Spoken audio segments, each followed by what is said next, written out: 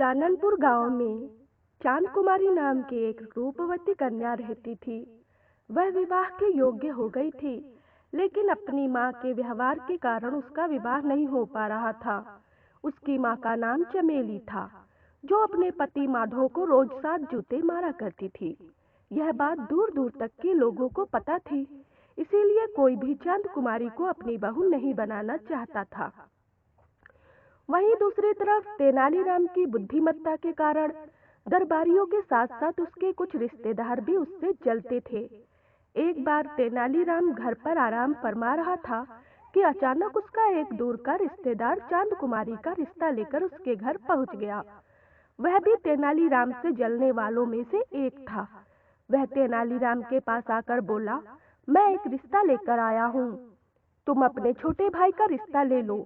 वह यह नहीं जानता था कि तेनालीराम का कोई भाई नहीं है।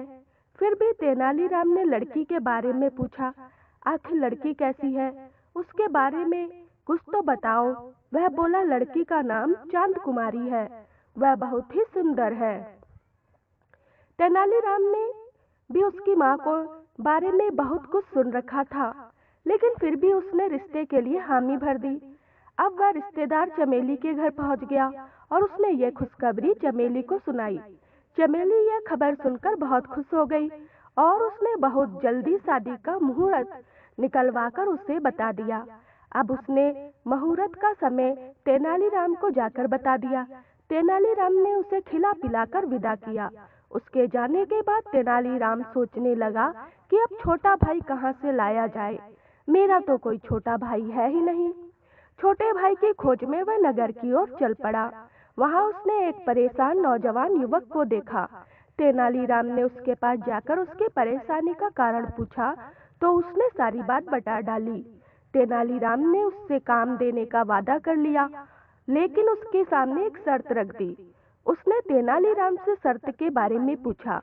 तेनालीराम बोला, मैं जिससे कहूँ तुम्हें उस लड़की से शादी करनी पड़ेगी। वह युवक तैयार हो गया। मुहूर्त के अनुसार उसका विवाह हो गया। चांद कुमारी को विदा करते समय उसकी माँ ने उसे भी अपने पति को रोज जूते मारने की सलाह दी। चमेली बोली, बेटी, मैंने तेरे पिता को अपने बस में कर रखा है। अगर तू भी अपने पति को अपने बस में रखना चाहती है तो तू अपने पति को 7 की जगह रोज 15 जूते मारना। चांद कुमारी ने अपनी माँ की बातों पर हामी भर दी। अब जैसे ही बेटी चल दी तो चमेली ने माधो को उसके साथ जाने के लिए कहा। बेचारा माधो अपनी बेटी के साथ उसके ससुराल चला गया।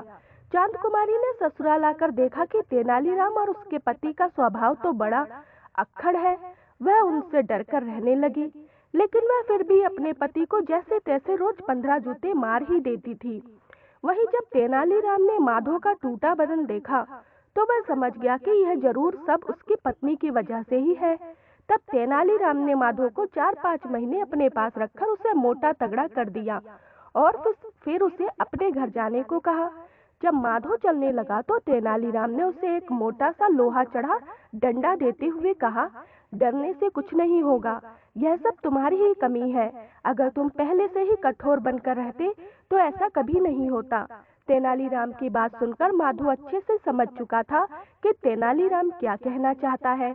डंडा लेकर माधो अपने घर पहुंच गया। माधो को घर देखकर चमेली बहुत खुश हो गई। उसने पहले तो माधो का अच्छी तरह स्वागत किया और फिर उसे पीढ़े पर बिठाकर जूता लेने चली गई। वह मन ही मन बहुत खुश थी कि अब तो उसका पति मोटा हो गया है और वैसे भी मैंने कितने महीने से उसे जूते से नहीं मारा, अब तो जूते मारने में बहुत ही मजा आएगा। जैसे ही वह जूता लाकर माधो को मारने चली तो माधो ने उसे डंडे से पीटना शुरू कर दिया। चमेली जोर जोर से चिल्लाने लगी, जिसकी वजह से आसपास के लोग वहां आ गए और जैसे तैसे उसे पीटने से बचाया। उसके बाद उसने कभी भी माधो को नहीं मारा।